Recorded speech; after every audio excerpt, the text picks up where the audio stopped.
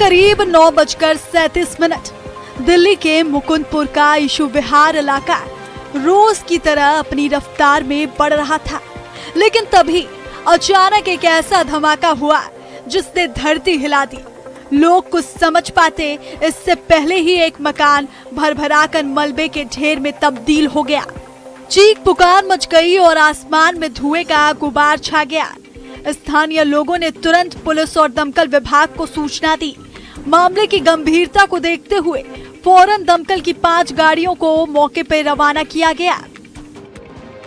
आपदा प्रबंधन और राहत टीम ने मौके पर पहुंचते ही युद्ध स्तर पर रेस्क्यू ऑपरेशन शुरू किया।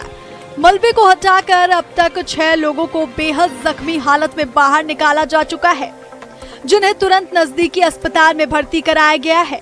आशंका जताई जा रही है कि मलबे के नीचे अभी भी कुछ और लोग दबे हो सकते हैं, जिनकी तलाश में खोजी दस्ते जुटे हुए हैं।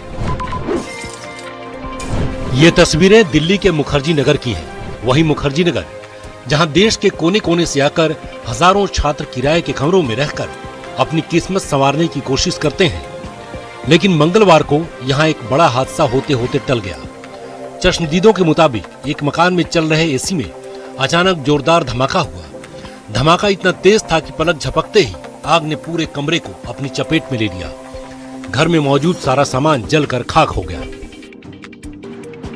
आग इतनी भयावह थी कि काले धुएं के गुबार ने पूरे मकान को अपनी चपेट में ले लिया। कमरे की दीवारें तो छोड़िए, वहां लगा सफेद वॉश बेसिन तक जलकर पूरी तरह काला पड़ गया। इस हादसे में छात्रों का सारा सामान जलकर स्वाहा हो गया। सबसे बड़ा दर्द उन छात्रों के लिए है जिनकी सालों की मेहनत यानी उनकी किताबें और नोट्स इस आग में जलकर खाक हो गए। इस खौफनाक मंजर के बाद सहमे हुए छात्रों ने तुरंत मकान खाली कर दिया। खुशकिस्मती यही रही कि कमरे में रहने वाले इन छात्रों को समय रहते सुरक्षित बाहर निकाल लिया गया था, जिससे किसी की जान नहीं गई और कोई घायल नहीं हुआ।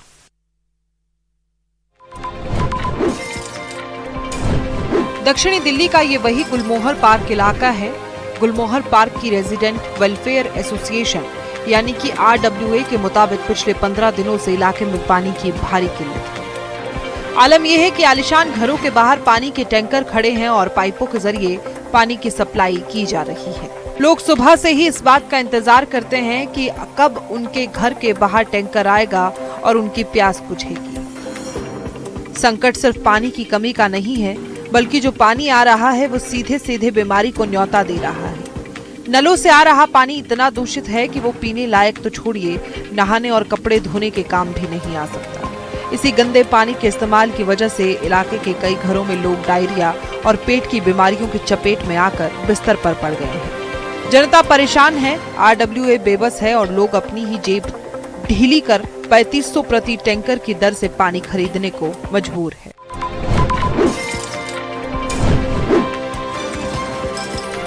माथे पर तिलक, गले में तुलसी की माला और चेहरे पर सुकून। क्रिकेट में विराट कोहली ने वो सब हासिल कर लिया है जहां तक हर क्रिकेटर नहीं पहुंच पाता। सफलता के शीर्ष पर पहुंचकर भी विराट अध्यात्म की ओर मुड़ गए हैं। वो अक्सर वृंदावन आते हैं और संत प्रेमानंद महाराज का आशीर्वाद लेकर जाते हैं। हाल ही में उनकी टीम रॉयल चैलेंजर्स बेंगलुरु ने लगातार दूसरी बार IPL टूर्नामेंट जीता। इसके 2 दिन बाद ही वो अपनी पत्नी अनुष्का शर्मा के साथ फिर वृंदावन की गलियों में पहुंचे। राधा केली कुंज आश्रम में संत प्रेमानंद महाराज का आशीर्वाद लिया। सुबह की शांत बेला में हुए इस मुलाकात में दोनों करीब 45 मिनट तक आध्यात्मिक चर्चा में शामिल रहे। क्रिकेट की चमक दमक से दूर दोनों पूरी तरह ट्रॉफी जीतने के बाद जहां उनकी टीम के दूसरे खिलाड़ी जश्न में डूबे हैं, तो वहीं विराट कोहली वृंदावन की आध्यात्मिक शांति में दिखाई दिए। IPL के सीजन में विराट का बल्ला भी खूब बोला। विराट कोहली के बल्ले से 675 रन निकले।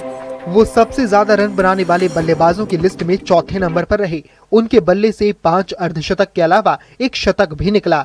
यही नहीं, फाइनल में उन्होंने मैच जिताऊ पारी खेली, जिसके बाद उन्हें मैन ऑफ द मैच भी मिला।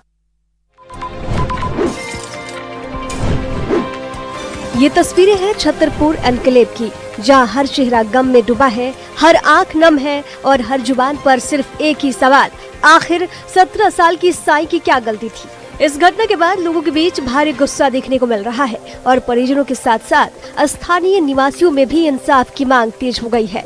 मौके पर भीड़ लगातार बढ़ती जा रही है, जिससे इलाके में पुलिस ने सुरक्षा व्यवस्था कड़ी कर दी है। परिवार और स्थानीय लोग आरोपियों के खिलाफ सख्त कार्रवाई की मांग कर रहे हैं।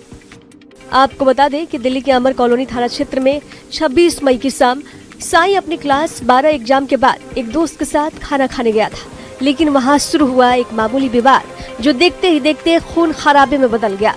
आरोप है कि कुछ युवकों ने लड़की पर फप्तियां कसी। साईं ने विरोध किया और यही विरोध उसकी जिंदगी की आखिरी आवाज बन गया। कुछ देर बाद आरोपी वापस लौटे और पिस्तौल से साईं के सिर में गोली मार दी। गोली दिमाग में फंस गई और कई दिनों तक जिंदगी और मौत के बीच जंग लड़ने के बाद आखिरकार साईं ने एम्स ट्रामा में दम तोड़ दिया।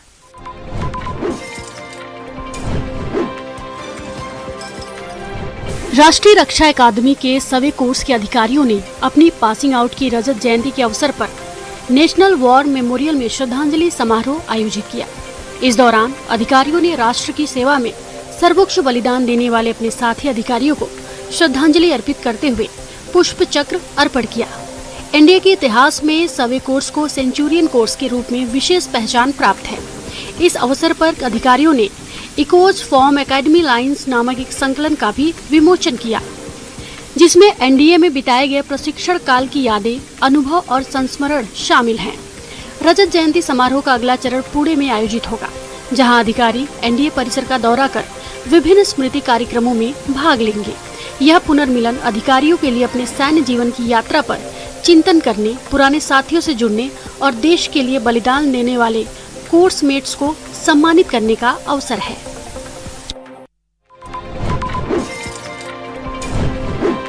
हज यात्रा पूरी कर लौटे हाजी की पहली उड़ान मंगलवार को श्रीनगर अंतर्राष्ट्रीय हवाई अड्डे पर उतरी। इस उड़ान में कुल 144 यात्री सवार थे, जिनमें लगभग आधे पुरुष और आधी महिला शामिल रहीं। हवाई अड्डे पर यात्रियों के स्वागत के लिए जम्मू कश्मीर के मुख्यमंत्री उमर अब्दुल्ला खुद मौजूद रहे। उनके साथ सलाहकार नासिर असलम वानी, बडगाम के उपायुक्त अतहर आमिर खान, एसएसपी बडगाम और अन्य वरिष्ठ अधिकारी भी उपस्थित रहे। मुख्यमंत्री ने हज यात्रियों का स्वागत करते हुए उन्हें सफल और सुरक्षित यात्रा की बधाई दी। एयरपोर्ट पर पहुंचे यात्रियों के चेहरों पर भी घर लौटने की खुशी साफ दिखाई दी। इस मौके पर बडगाम के उपायुक्त अतहर आमिर खान ने कहा कि हज यात्रियों का स्वागत करना उनके लिए सौभाग्य की बात है। उन्होंने हज यात्रा को सुगम और व्यवस्थित बनाने में योगदान देने वाले सभी अधिकारियों और कर्मचारियों की सराहना भी की।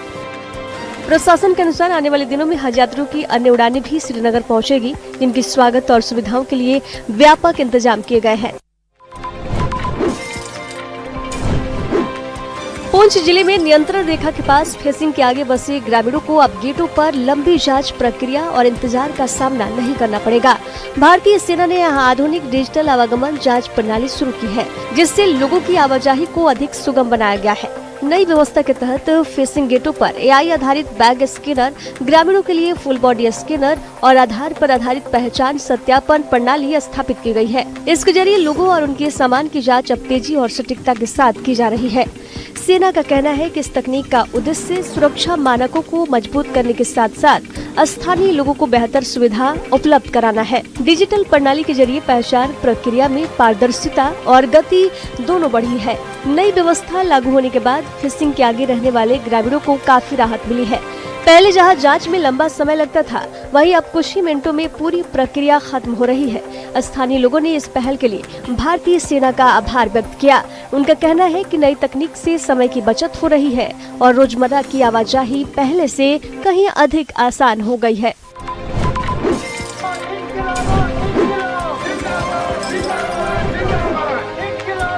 मगाम में सफाई कर्मचारी SRO 64 के तहत नियमितीकरण की मांग को लेकर हड़ताल पर हैं। स्वच्छता के दूत कहे जाने वाले ये कर्मचारियों की मांग है कि वे लगातार कई साल से सफाई का काम कर रहे हैं, लेकिन फिर भी अपनी नौकरी को लेकर अनिश्चितता का सामना कर रहे हैं। न घर का खर्चा चल रहा है 9,000 पे। हम गवर्नर इंतजामिया से भी ये भरपूर अपील करते हैं और CM अब्दुल्ला साहब से भी ये अपील करते हैं कि प्लीज़ रिक्वेस्ट करते हैं कि मेहरबानी करके हमें रेगुलर कीजिए, क्योंकि 9,000 पे आज कुछ नहीं आता। हम पिछले 22 सालों से दर की ठोकरें खा रहे हैं इस महकमे में।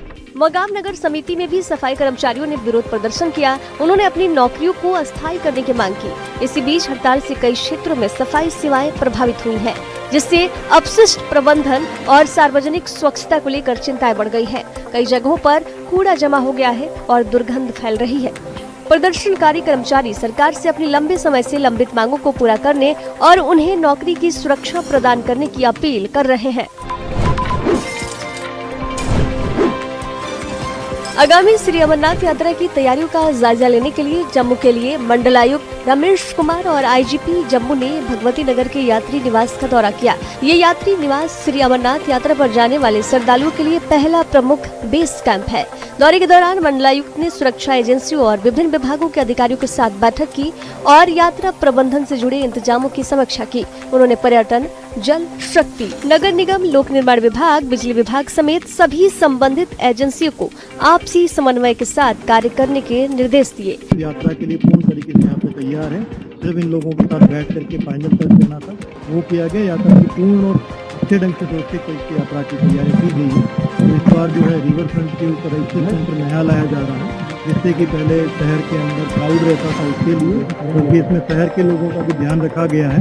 मंडलायुक्त ने कहा कि यात्रा के दौरान आने वाले प्रत्येक श्रद्धालु को बेहतर सुविधाएं और सुरक्षित वातावरण उपलब्ध कराया जाना चाहिए। गाजियाबाद के विजयनगर से बेहद भावुक कर देने वाली और इंसाफ की बड़ी खबर सामने आई, जहां एक बेसहारा विधवा महिला को उनका खोया हुआ आशियाना वापस मिल गया। सेक्टर 11 की रहने वाली चंचल नाम की महिला ने पिछले शुक्रवार को जन सुनवाई में जिलाधिकारी रविंद्र कुमार मानदंड से मिलकर गुहार लगाई थी कि ताज मोहम्मद नाम के एक शख्स ने उनके मकान पर अवैध कब्जा कर रखा है। मामले की गंभीरता को देखते हुए डीएम ने तुरंत अधिकारियों की एक स्पेशल टीम बनाई और बिना किसी देरी के सख्त कार्रवाई के आदेश दे दिए। जिला प्रशासन की टीम ने मौके पर पहुंचकर उस अवैध कब्जे को पूरी तरह से हटवाया और मकान को पूरी तरह खाली कराया। इस पूरी कार्रवाई के बाद खुद जिलाधिकारी मौके पर पहुंचे और उन्होंने पीड़ित महिला चंचल को उनके अपने घर की चाबियां सौंपी। अपना घर वापस पाकर चंचल बेहद भावुक हो गई और उन्होंने नम आंखों से यूपी सरकार और जिला प्रशासन की इस त्वरित कार्रवाई का दिल से आभार जताया। गाजियाबाद की अवंतिका कॉलोनी के एसके होम्स अपार्टमेंट में उस वक्त चीख पुकार मच गई जब तीसरी मंजिल पर बने एक फ्लैट में अचानक भीषण आग लग गई।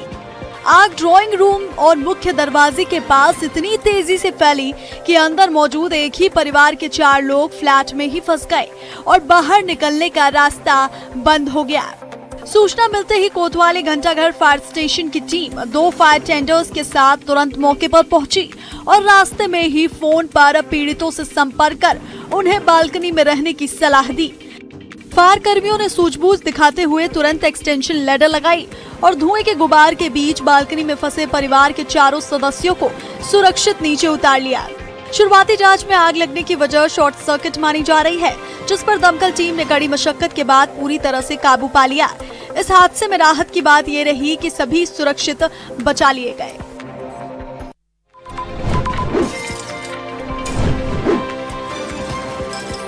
मुजफ्फरनगर में शोभा यात्रा में बाइक स्टंट और तलवार लहराने के मामले में पुलिस ने 5 लोगों को गिरफ्तार किया है। दरअसल माता अहिल्याबाई होलकर की शोभा यात्रा निकाली गई और आरोप के मुताबिक यात्रा के दौरान कुछ युवकों ने बाइकों से स्टंट कर और तलवार फरसा हवा में लहराकर हंगामा खड़ा कर दिया। इसका वीडियो वायरल होने पर नई मंडी कोतवाली पुलिस हरकत में आ गई। पुलिस ने वीडियो के आधार पर कार्रवाई करते हुए 5 आरोपियों को गिरफ्तार कर लिया है। पुलिस ने उनके पास से वो हथियार भी बरामद कर लिए जिन्हें शोभा यात्रा के दौरान लहराया गया था। दिल्ली में भीषण गर्मी के बीच पानी की समस्या लगातार गहराती जा रही है। इसी को लेकर गोविंदपुरी में आशा किरण अपार्टमेंट के लोगों ने बीजेपी युवा मोर्चा के कार्यकर्ताओं के साथ मिलकर ओखला जल बोर्ड कार्यालय के बाहर जोरदार प्रदर्शन किया। प्रदर्शन के दौरान लोगों ने मटका फोड़ा, नारेबाजी की और नेता प्रतिपक्ष आतिशी और स्थानीय विधायक सहीराम पहलवान का पुतला दहन किया। लोगों का आरोप है कि पिछले 15 दिनों से अपार्टमेंट में पानी की आपूर्ति नहीं हो रही है, जिससे लोगों को भारी परेशानी का सामना करना पड़ रहा है। निवासियों का कहना है कि उन्हें पीने का पानी प्रतिदिन खरीदना पड़ रहा है। कई बार शिकायत करने के बावजूद जनप्रतिनिधियों ने उनकी समस्या पर ध्यान नहीं दिया। बीजेपी युवा मोर्चा और लोगों ने चेतावनी दी कि यदि जल्द समाधान नहीं हुआ तो आंदोलन और तेज किया जाएगा। हालांकि प्रदर्शन के बाद जल बोर्ड अधिकारियों ने प्रदर्शनकारियों को प्रतिदिन 1.5 घंटे नियमित जलापूर्ति सुनिश्चित करने का आश्वासन दिया है।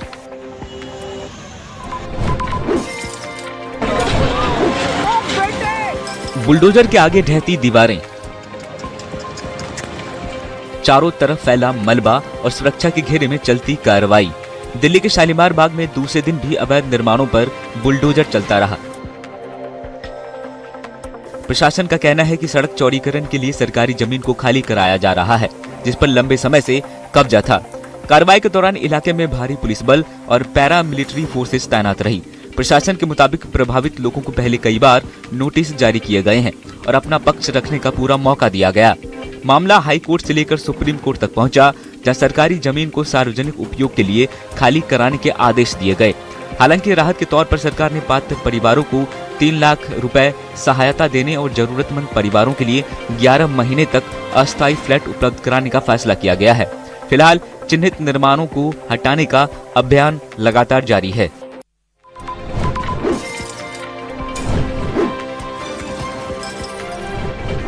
हरियाणा के झज्जर में एक दिल दहला देने वाली वारदात सामने आई है, जहां गवाही देने की कीमत एक बुजुर्ग को अपनी जान देकर चुकानी पड़ी। दुजाना गांव के रहने वाले 65 साल के विजय कुमार अपने बेटे सुनील के साथ खेत में पानी दे रहे थे। तभी 2 बाइकों पर आए 4 बदमाशों ने उन पर ताबड़तोड़ गोलियां बरसा दी। बुरी तरह जख्मी विजय कुमार की मौके पर ही मौत हो गई। आपको बता दें कि 3 साल पहले विजय के बड़े बेटे अनिल की भी बेरहमी से हत्या कर दी गई थी और विजय अपने उसी बेटे की मौत के मुख्य गवाह थे। सुरक्षा मिलने के बावजूद हुई इस हत्या का शक बरधाना गांव के फरार आरोपी संजय पर जताया जा रहा है, जिसने कुछ समय पहले अपनी पत्नी को भी मौत के घाट उतारा था। फिलहाल पुलिस और एफएसएल की टीमों ने मौके पर पहुंचकर सबूत जुटाए हैं और फरार कातिलों को दबोचने के लिए लगातार छापेमारी की जा रही है।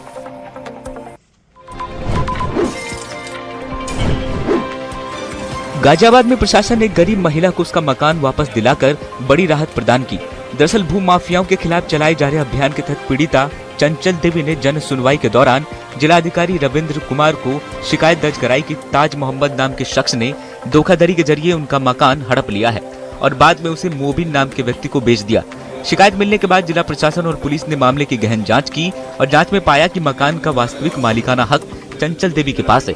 इसके बाद जिलाधिकारी के निर्देश पर प्रशासनिक टीम ने मौके पर पहुंचकर अवैध कब्जा हटवाया और मकान पीड़िता को सौंप दिया।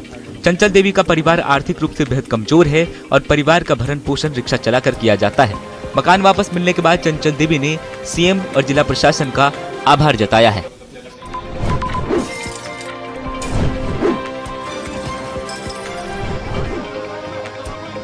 बुलंदशहर में बेहद हैरान करने वाला वीडियो सामने आया, जहां सड़क पर दौड़ती एक सीएनजी बस अचानक आग का गोला बन गई। थाना औरंगाबाद क्षेत्र के इस्माइला गांव के पास चलती बस से अचानक धुआं उठने लगा, जिससे यात्रियों के बीच चीख पुकार और हड़कंप मच गया।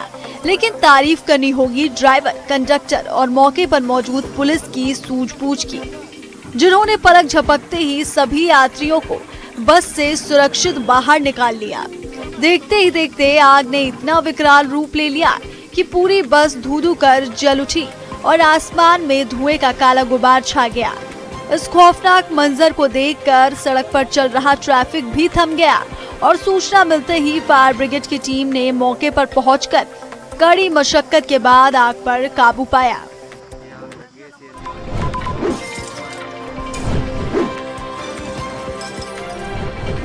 हापुड़ से बेहद दर्दनाक और गुस्सा दिलाने वाली खबर सामने आई, जहां पीडब्ल्यूडी विभाग की बड़ी लापरवाही ने एक हंसते खेलते परिवार की खुशियां उजाड़ दी। यहां के अचपलगढ़ी मार्ग पर सड़क निर्माण के दौरान अधिकारियों ने एक गहरा गड्ढा खोदा, लेकिन उसे बिना भरे और बिना किसी सुरक्षा इंतजाम के ऐसे ही खुला छोड़ दिया।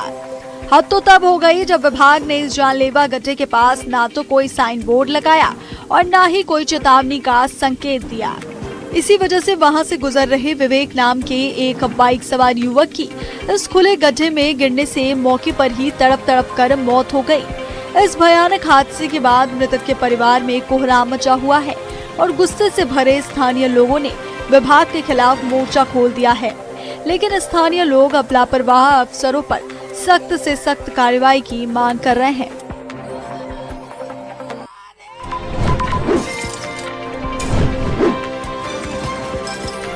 हापुड़ में गढ़मुक्तेश्वर कोतवाली पुलिस को बड़ी कामयाबी मिली, जहां पुलिस ने महिला से हुई लूटपाट का सनसनीखेज खुलासा कर दिया। पुलिस ने मुस्तैदी दिखाते हुए इस वारदात को अंजाम देने वाले 2 शातिर बदमाशों अरबाज और जैद को धर दबोचा। आपको बता दें कि इन दोनों आरोपियों ने बीते 27 मई को पलवाड़ा मार्ग पर एक महिला से उसका पर्स लूटा था और फरार हो गए थे। इस घटना के बाद से ही पुलिस की टीमें लगातार इन लुटेरों का सुराग लगाने और इनकी तलाश में जुटी हुई थी। पकड़े गए बदमाशों के पास से पुलिस ने लूटे गए 5000 रुपए कैश, सोने चांदी के जेवर, एक चाकू और वारदात में इस्तेमाल की गई बाइक बरामद की है। फिलहाल पुलिस ने दोनों शातिर अपराधियों को गिरफ्तार कर सलाखों के पीछे भेज दिया है और इलाके के लोग पुलिस की इस त्वरित कार्रवाई की तारीफ कर रहे हैं।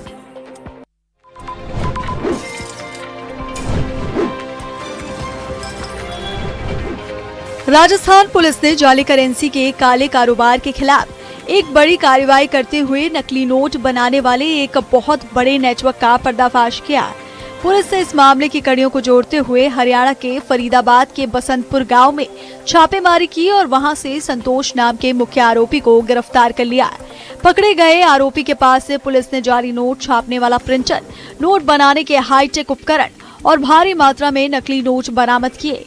दरअसल इस पूरे खेल का खुलासा तब हुआ जब पुलिस ने सबसे पहले आयुष मीणा नाम के एक युवक को 40,000 रुपए के नकली नोटों के साथ दबोचा था।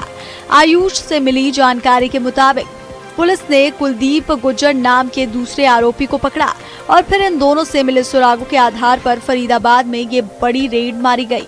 फिलहाल पुलिस गिरफ्तार आरोपियों से कड़ी पूछताछ कर रही है ताकि ये पता लगाया जा सके कि नकली नोटों का ये जाल कितने राज्यों में फैला है। दिल्ली के मालवीय नगर विधानसभा में आयोजित संकल्प समारोह में सीएम रेखा गुप्ता ने शिरकत की। इस दौरान उन्होंने क्षेत्र के विकास, प्रशासनिक कार्यों और भविष्य की योजनाओं के बारे में बताया। उन्होंने कहा कि मालवीय नगर विधानसभा में 128 करोड़ रुपए के विकास कार्य किए जाएंगे। पीएम मोदी के मार्गदर्शन में दिल्ली सरकार कार्य कर रही है और पिछली सरकार की तुलना में विकास कार्यों में तेजी लाई गई है। उन्होंने यमुना सफाई, प्रदूषण नियंत्रण, कूड़े के पहाड़ों को कम करने के लिए चल रहे प्रयासों के बारे में बताया। उन्होंने कहा कि दिल्ली में इलेक्ट्रिक वाहनों और ई बसों को बढ़ावा दिया जा रहा है। वर्तमान में करीब 4500 ई बसें संचालित हैं और इस मौके पर दिल्ली जल बोर्ड के उपाध्यक्ष सतीश उपाध्याय ने जल संकट पर कहा कि हरियाणा सरकार से बातचीत के बाद दिल्ली को अतिरिक्त पानी उपलब्ध कराने पर सहमति बनी है। उन्होंने नागरिकों से पानी की बर्बादी रोकने और जल संरक्षण को जन भागीदारी से जोड़ने की अपील की। कार्यक्रम में सीनियर सिटीजन कल्याण, जल आपूर्ति और भविष्य की नीतियों पर भी चर्चा की गई।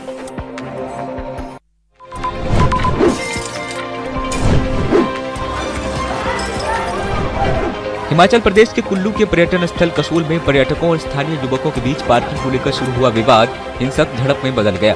यह घटना शाम लगभग 6 बजे होटल ग्रीन वैली परिसर के पास हुई, जहां पंजाब से आए कुछ पर्यटकों और स्थानीय युवकों के बीच कहासुनी के बाद फायरिंग तक की नौबत आ गई। विवाद के दौरान एक स्थानीय युवक को गोली लग गई है, जिससे इलाके में दहशत फैल गई।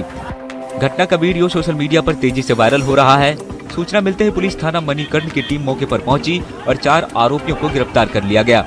गिरफ्तार किए गए युवकों की पहचान मनप्रीत सिंह, अमन रंधावा, सुखमनदीप सिंह और करणदीप सिंह के रूप में हुई है, जबकि एक आरोपी तमन की तलाश जारी है। पुलिस ने आरोपियों की गाड़ी और एक पिस्टल भी बरामद कर ली है। पुलिस ने मामले में गंभीर धाराओं के तहत केस दर्ज किया है।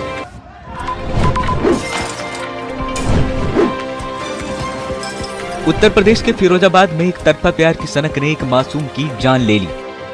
यहाँ एक शख्स ने 1.5 साल के मासूम की जमीन पर पटक पटक कर हत्या कर दी। ये तस्वीरें विचलित करने वाली है। बताया जा रहा है कि आरोपी लंबे समय से बच्चे की मां पर शादी का दबाव बना रहा था, लेकिन वो बार बार प्रस्ताव ठुकराए जाने से नाराज था। वो रिश्ते में देवर बताया जा रहा है, इसलिए वो बच्चों को टॉफी दिलाने के बहाने अपने साथ ले गया और सुनसान जगह पर उसकी हत्या कर दी।